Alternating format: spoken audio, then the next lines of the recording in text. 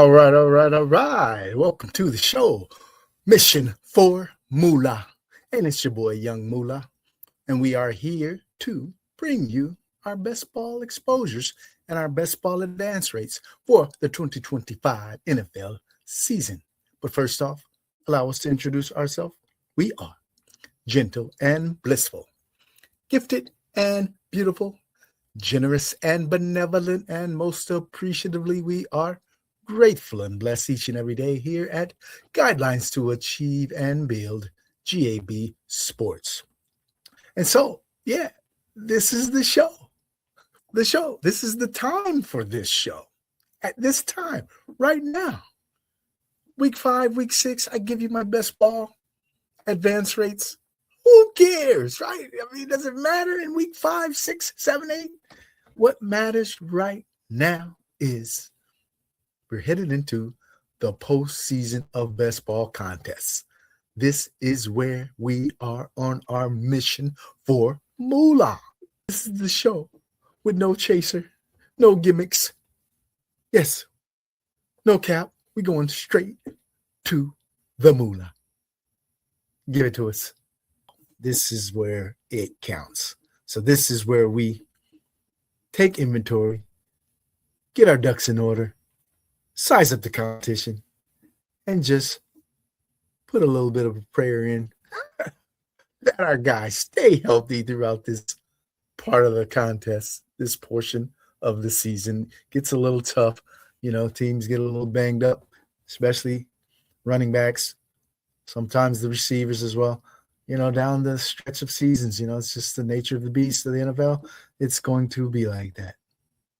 I'll go ahead and change direction quick and just give you a little overview of what we were thinking headed into this NFL season, especially for our best ball teams over there on Underdog. And so one of the things that caught my attention after Best Ball Mania 5, there was a post by an Underdog user by the name of Eagles ZZZ. I'm sure many of you are familiar with him. And he had tweeted out something, I believe, about the ROI as far as the Best Ball Mania contest. And it just really struck a nerve to me to where when you look at the structure of this contest, the playoff structure is what I'm talking about, where all the money is, right? All the money's at the end of the contest. So when you look at the structure of how are we supposed to get to this money? Because if you max out this contest, right? You know, it's $3,750. And for you to get that money back, you have to make a team to the finals, right? And the chances of you making the finals with the way the structure is, right? Once you got to navigate through the regular season, you know, finish top 2 out of 12. Okay, we understand that. That's pretty much in all of the contests. But once you get to that postseason, you know, to get to that ever elusive final week, you got to go through a gauntlet to get to week 17, right? First, you're going to be placed in a pod week 15 with 12 other teams. So you have to finish numero uno out of 13, right? All right, you navigate that landmine, right? Congratulations. Your reward is now week 16, where, yes, 16 equals 16. There will be now 16 teams in each pod. And you also have to beat all of them.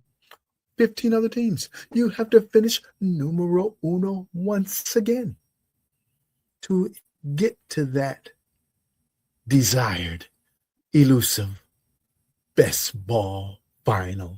Week 17, the one we all been drafting our teams, looking at the matchups. Hey, who plays who this week? Yeah, I want to target this game. Well, guess what? You got to get there to make that game matter, right?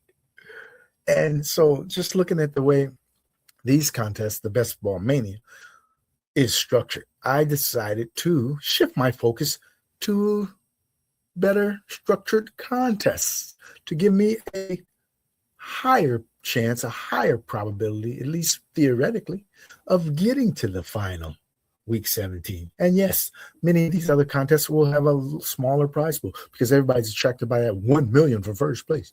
Okay, great. Buy you some lottery tickets too. You might hit that, right?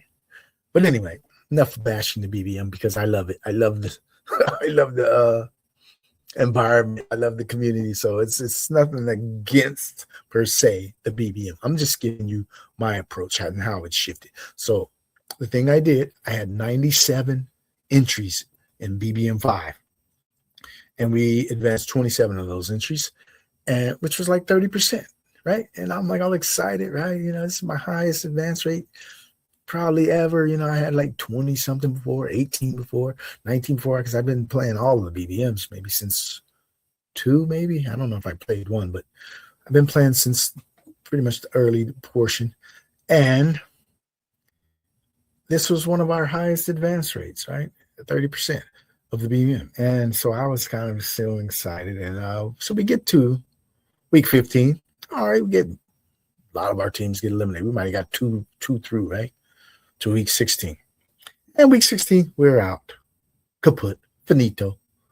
And, you know, you're just left with this dry feeling. It's like, man, I did all this work with nothing to show for it, really, right? And so my aim was to rectify that. And so I sought out contests with a much better advance rates. Like many of these contests that I sought out, where you will get sometimes 3 out of 12 during round 1, during the regular season, to advance to the postseason. Then once you get to the postseason, they have structures like 2 out of 8, 2 out of 10, 1 out of 6, 1 out of 5, round 1. You get to round 2, again, 1 out of 6, maybe 1 out of 5, 2 out of 8 still, 2 out of 10, things like that. And that was just more appealing to me. And my thought process thing is that, hey, I can get to the final in one of these, right? Because, a lot of times you're in these contests, you might run into some variance in week 15 where, hey, man, I got a great score, but you finished second, right? To some dude that just had a little bit better week than you, right?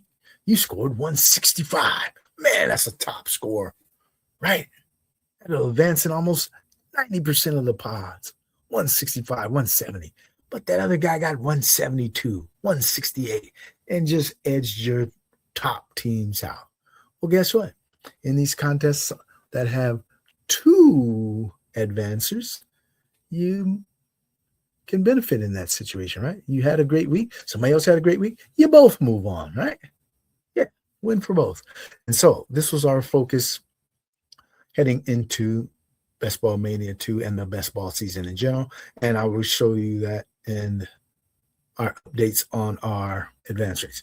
And so what we did is we only ended up with 32 BBM 6 entries, right? So we reduced our exposure there and allocated our resources to other areas of the game, right? Before we do that, please, we thank you for your support, but please like the video. Take the time to leave a comment. Also, subscribe to our channel and follow us on social media. That will be at GAB4Young. That's the number 4, YUUNG. Thank you for your continued support. And we are on our mission for Moolah. These, I broke up this table into sections where we're showing you our entry amount, the contest name, and our advance teams that advanced, and the number of drafts that we entered for each of the contests. And so these are the targeted contests listed above.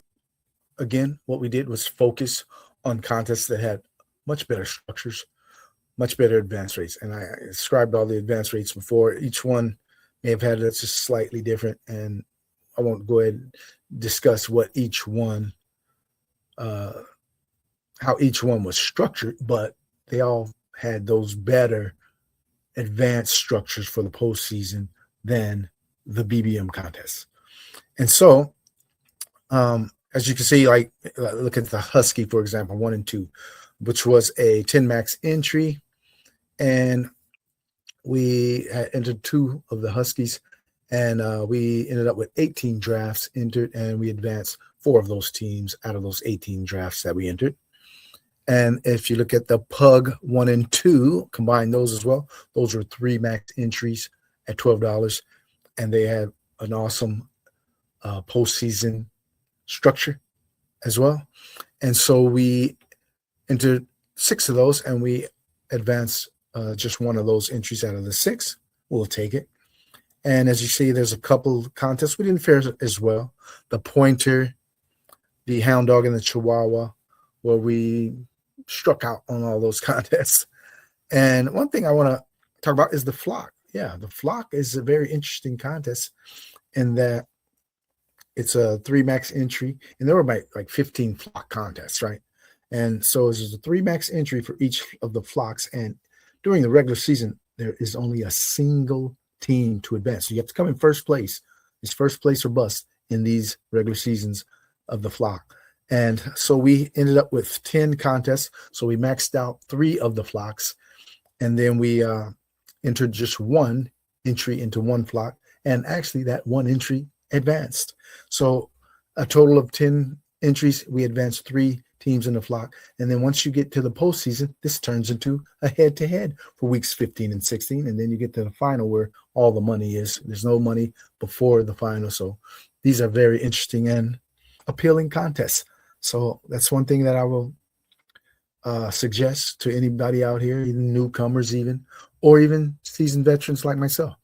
Look for the playoff structures to really give you that edge in bringing back a better return on your best ball investment, because best ball is one tough sport, man.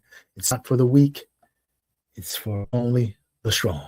This is where only the strong survive, because you're going to take a lot of beats, as we will show you in our exposures, right? You're going to take a lot of L's, man. I know I did. All right. So just winding down. So we, of these targeted contests, we ended up having 118 entries of these targeted contests, and we advanced 17 of those. That gives us a clip of 14.4% advance rate. And for the Best Ball Mania, we see that we had our 32 entries in that main contest, and we advanced 5 of those to the postseason, where we will have a 15.6% advance rate for the season.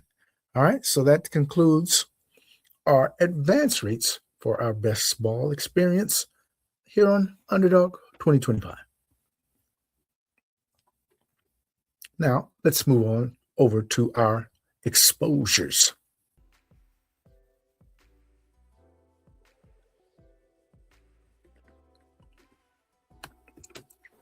All right, so right away, you can see that we had 381 drafts during this best ball season, and right at the top of our quarterback list, we had Anthony Richardson, which is a big swing and miss. Yeah, we took a strong stance on your one Anthony Richardson, and that was because I just didn't believe in Daniel Jones. Yeah, I didn't. And this is one we'll take that L right here. Give it to me. Go ahead and give me that L. Because, yeah, I thought Anthony Richardson had turned the corner. I thought there was some improvement in his offseason regimen. And I believe that he would overtake Daniel Jones. So I took this stance early and often, and I continued it even after Daniel Jones was named the starter. So I ended up very, very overloaded on Anthony Richardson and very underweight, I'm pretty sure, on Daniel Jones. Let's see how much Daniel Jones I had. 3%. And so that didn't pay off. That actually backfired pretty big. But, you know, he was a late round pick. We'll take that loss and have to live with that one for an offseason. And we'll come back next year and probably draft him again. That's how we do it. We go back to the well again. All right. Anyway, Michael Penix, another one of our pretty strong stances that did not pay off at the top of our quarterback exposures. And then we had Bryce Young at 14%, which I'm not going to say this hasn't paid off. It hasn't paid off yet, okay? As we are still looking forward to his contributions, as we do have him on several of our teams that have advanced. And then we also have guys like Cam Ward. Again, most of my quarterbacks that I have a big exposure on will be the cheaper guys, to where it didn't cost you a lot. But also, this was an area where I loaded up on like the Cam Wards, the Penix, the Bryce Youngs, the Genos, and overlooked pocket passes, right? I usually don't typically like pocket passes, but the pocket passes in this range did very well. The Matt Staffords, the Sam Darnolds. And let's see what we ended up with those guys. We ended up with only 6% Darnold. It's a little slightly below the field. And Stafford, I'm sure I was much less. Stafford, we only had 2.5%. So, yeah, that was an error in our drafting, but you got to live with those. Sometimes you're going to hit those in a given year. Sometimes you're going to be on the wrong side. Sometimes you're going to be 50-50. The mean on hitting these picks at the quarterback's position. All right. And some of the stud quarterbacks that we did invest in, Lamar Jackson, which hasn't really paid off either. We was right around 12%. And Josh Allen came in at 8%. Drake May, 8.7%. So these are some of the things we will take into account as we head into next season on how we want to draft. And so we'll see how things come out. But we always lean more towards the guys who can give you that dual threat. That's just my strategy. All right. And now we go to the running back position, where, again, at the top of the pile, we got Jordan Mason. We took a very strong stance. We got 25% of Jordan Mason. And we wanted him to do a little bit more. Yes, we did. We'll take half of the L on this one. We wanted a little more out of you, Jordan, and based on our exposure, because I believe that he would, overtake Aaron Jones, who's aging, getting a little bit up there and injury prone to some degree. But the guy Mason never sees the opportunity. I guess, the offense was really held back by the quarterback play as well. And the offensive line hasn't been all that good. So this was not a good selection as well. I'll just group the next two guys together, Braylon Allen and Cam Scatterbo. And we saw what happened to those guys. They got injured and no longer played for the rest of the season. Very strong positions on both of these running backs as well, and it just didn't work out. Yeah, sometimes it's going to happen. And this next pick,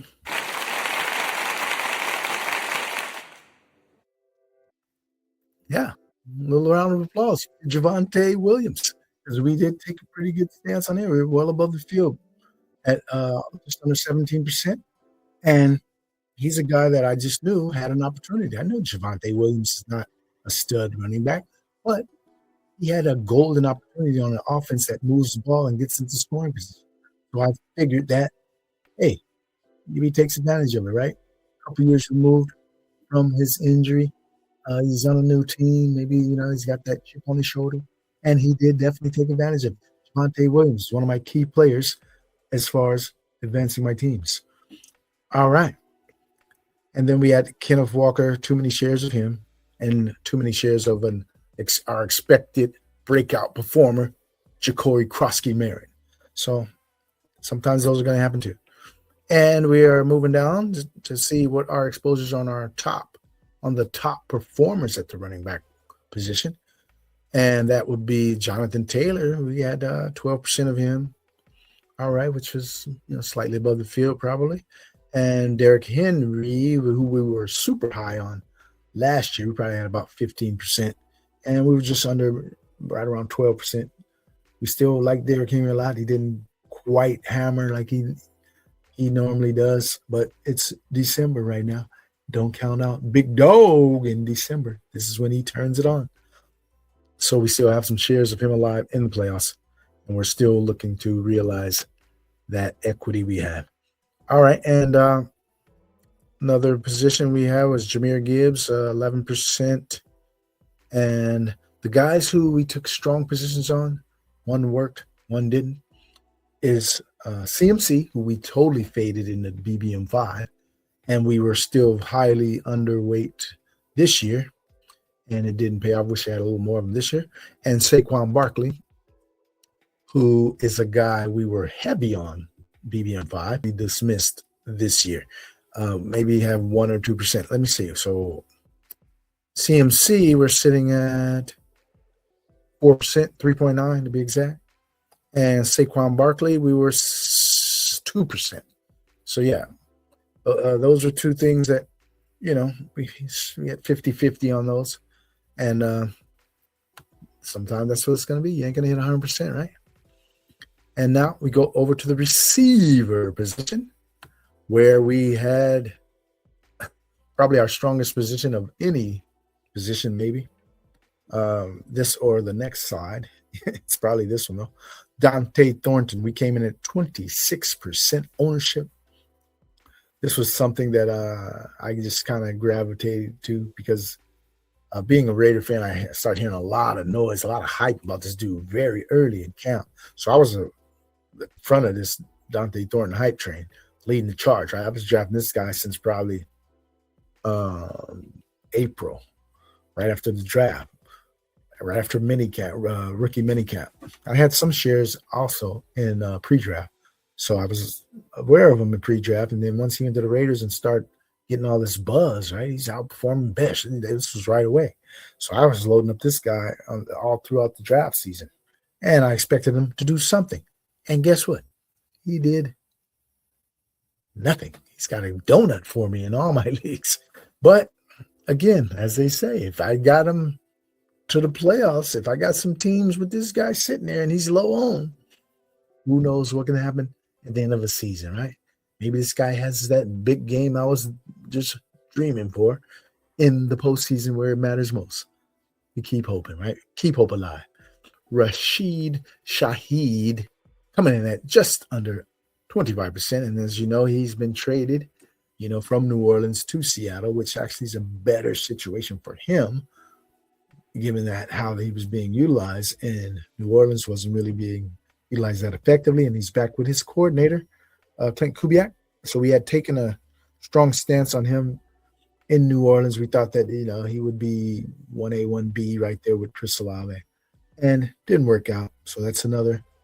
We'll take that L. Man, we all take an L. We're accountable here at GAB Sports. And we had Xavier Leggett, another one of our potential breakout guys that never materialized. And again, these are usually the cheaper guys that I'll take the stronger stances on. Usually, right? Because Rashid Shaheed and Debo, who's our next exposure, weren't all that cheap. And Debo, a lot of things happen there. We don't need to explain everything that happened with each receiver, but you get the picture. Some things are going to happen positively. Some things are going to have negatively. And I just want to go over one last situation that I want to address because I took very strong stances on these dudes, and I do not regret it because you got to be in the moment when you did the draft. You can't have this results-oriented approach on things. Oh, you shouldn't have did this. You shouldn't have did that.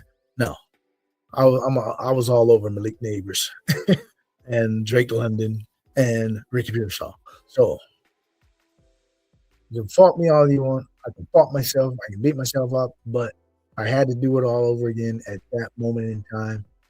I would have done the same thing. And so you just have to take and live with those. But yeah, I was over 16% of those guys. I mean, if the tables were turned and they did what I expect them to do and crushed, then we'd be having a totally different conversation, right? Yep. But that's how it goes. And some of our receivers that we wish maybe we had a little more exposure to, but we don't. I'll start with George Pickens. I'm at 10%, but, I was just afraid of this guy's knuckleheadedness, and so I didn't want to go overboard. I didn't want to be left out. So we came in right around the field, 10%, maybe slightly above. And so we still have some shares left. And a guy that I really liked, I couldn't seem to get to him as much as I wanted to, was Devontae Adams. I really did like him, but I ended up just being right around the field, 7%. And so we'll live with that one, but I wish I had a little more. And a guy who I just don't have enough of, That guy, Jackson, Smith, and Jigba. Yeah, the guy who crushed all season long. We don't have much of them. We came in at 4.7% only. So, but he's super owned in the postseason, and maybe he won't be a differentiator anyway. But yeah, we wish we had a little more. Would have got a few more teams too. And so here's an overview of our wide receiver position. Now on to tight end. All right, let's see what we got at the top here. I already know that guy down in Baltimore. Loved him. Yeah, we'll take it. We'll take it. Yeah, got to swallow it, man. And hold your head up high. It's okay. There'll be brighter days ahead, right? Hopefully week 15. Yes, so we had Isaiah Likely coming in at about 25% ownership, and even after the injury, as his price began to drop, I still was snapping him up, right? And it just didn't work out for us yet, is what I'll put that little caveat. Yet. All you need is that one moment in time where he just turns it on. And he's been really close lately, right, the past couple of weeks. So it may happen. I just hope I got him in the right spot. And then we came in with Kyle Pitts at 21%. Again, I like the cheaper guys with upside, and he hasn't really delivered as I envisioned, but we'll go ahead and accept just a neutral grade on that one. And then our tight end truther position, which we are definitely a tight end truther, as you can see and hear on our best ball video that we released before the season. Don't hate on these hot takes, which you can see right here at GAB Sports. Go ahead and look that one up. But we are definitely a tight end truther, as we had a combined ownership between George Kittle, Brock Bowers, and Trey McBride of over 40%. We had a combined ownership of those three guys. And the order of the ownership, I wish was a little reversed. But, when you look back at the Trey McBride season, it was all predicated on Kyler Murray not playing, right? I mean, so if you were able to predict that Kyler Murray wasn't going to play and that Jacoby Brissett was going to be the guy to elevate Trey McBride into a superstar status, congratulations for that prediction. But we'll take whatever happened. But there's always sometimes an explanation on why things occur as they do.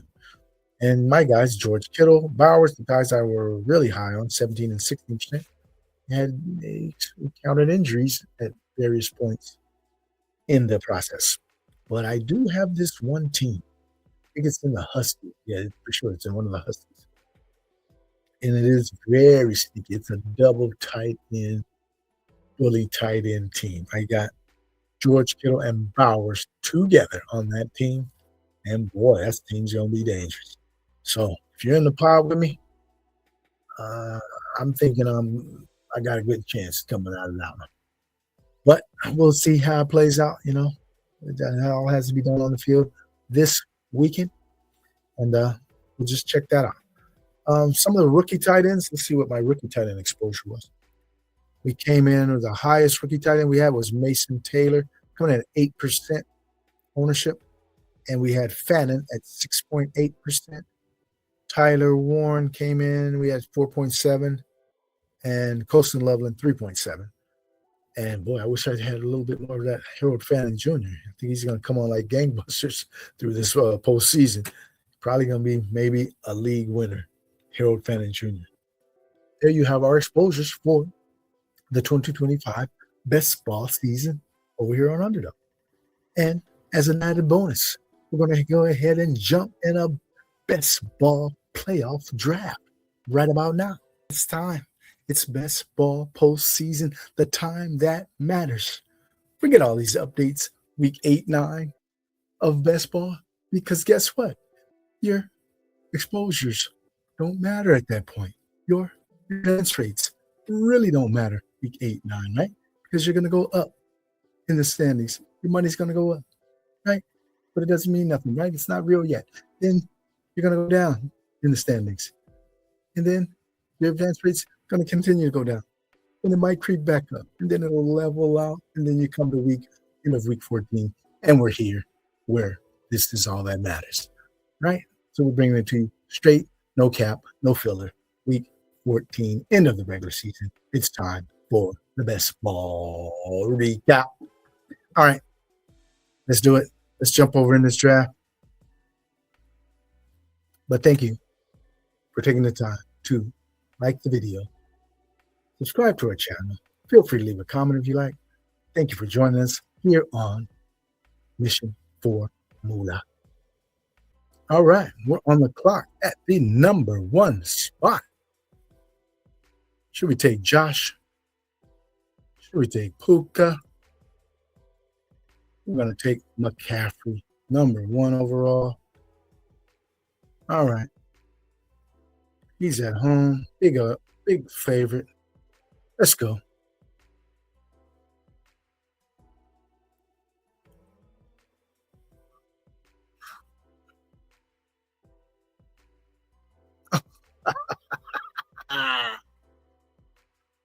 I just tricked myself. That's funny.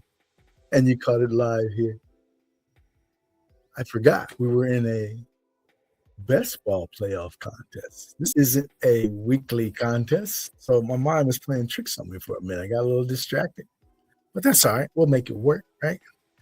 We're going to say the Niners are going to the Super Bowl. All right? We'll make it right.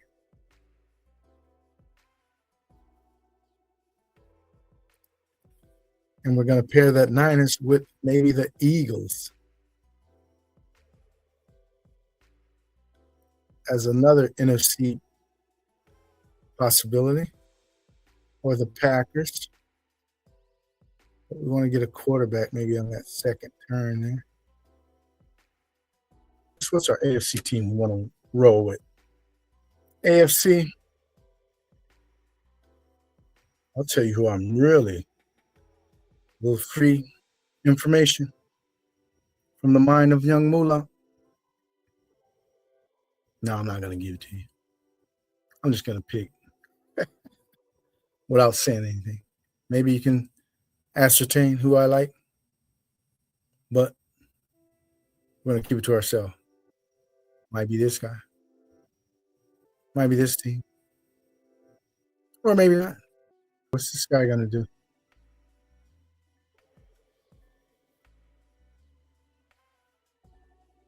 There's the board. A lot of backs, huh? We're going to go right here. Hurts. A.J. Brown. So that gives us, we're trying to nail down that NFC team going to the Super Bowl. It's either San Francisco or the Eagles. Denver, can they do it? I don't believe in that guy under center. I just don't.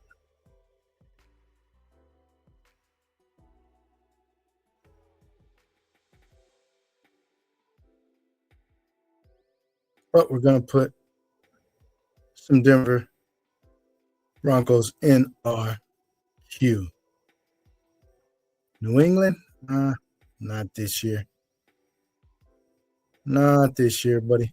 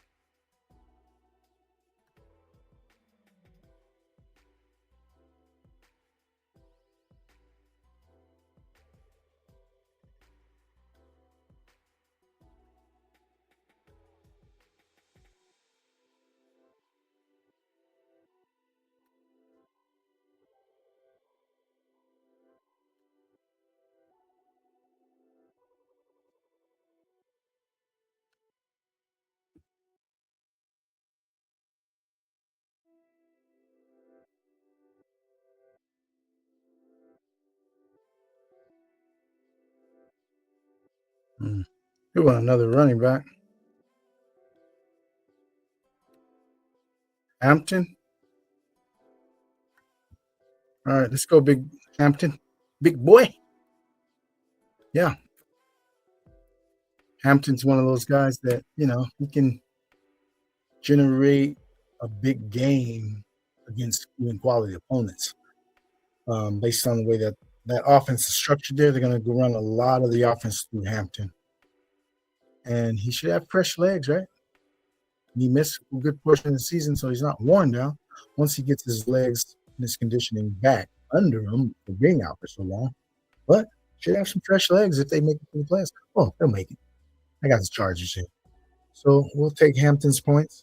He might not go very far, but give me 1 or 2 games, buddy. Get us, sometimes getting out of the first round, you have to be able to do that, number one, right? To be able to get to the next round. So we'll take him right here.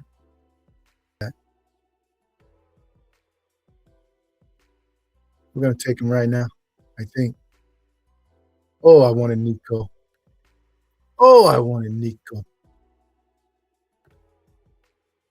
Okay. We'll take Woody and Stroud. Woody catches balls.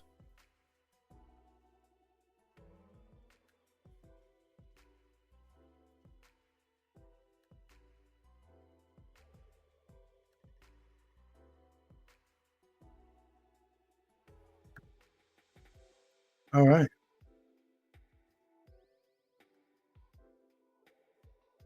Now we need some more receivers, looks like.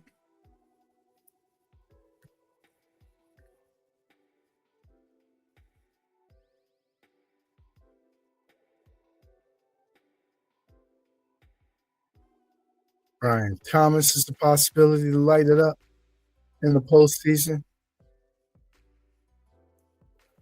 Jaden Reed, is he available? Maybe he's gone. Let's see.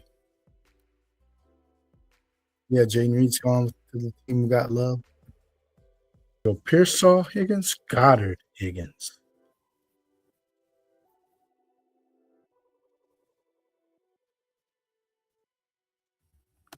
I'm going to go Goddard. Goddard Higgins.